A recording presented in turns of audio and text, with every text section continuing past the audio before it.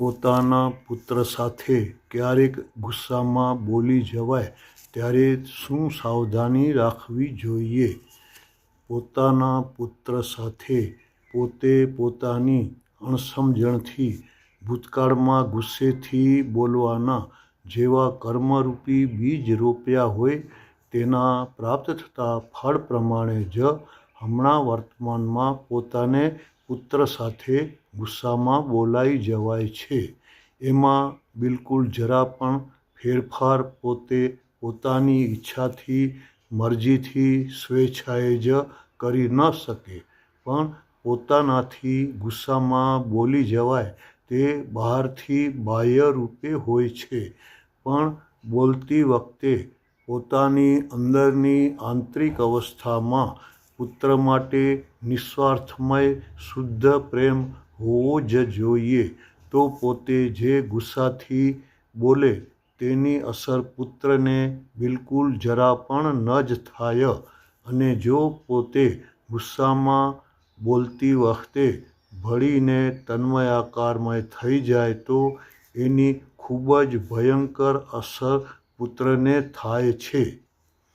એવી રીતે પરિવારના સભ્યો સાથે જ્યારે પોતાનાથી જે સભ્ય સાથે ગુસ્સામાં બોલી જવાય ત્યારે પોતાને અંદરની આંતરિક અવસ્થામાં નિસ્વાર્થમય શુદ્ધ પ્રેમ જ રાખવો, પણ ગુસ્સામાં ભળીને તન્મયાકારમય બિલકુલ જરા પણ ન જ થવું.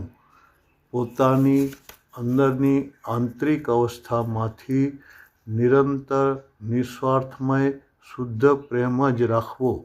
એમાં પોતાની 100% પૂર્ણ આત્મસ્વતંત્રતા છે જ. આ કુદરતી માનો કાનૂન સનાતન સત્ય છે. આ સાંભળીને જો પોતાનો ધ્યેય, પોતાનો લક્ષ્ય પોતે બોલતી વખતે અંદરની આંતરિક અવસ્થામાં બધા સાથે શુદ્ધ પ્રેમથી નિસ્વાર્થમય થઈને જો પોતાના બધા ઋણાનુબંધ પૂર્ણ કરતો જાય તો પોતાને ક્યારેય પણ ગુસ્સો ન આવે અને સામેવાળાને પણ એનાથી કાંઈ પણ નુકસાન ન જ થાય અને સમાધાન થઈ શકે જ.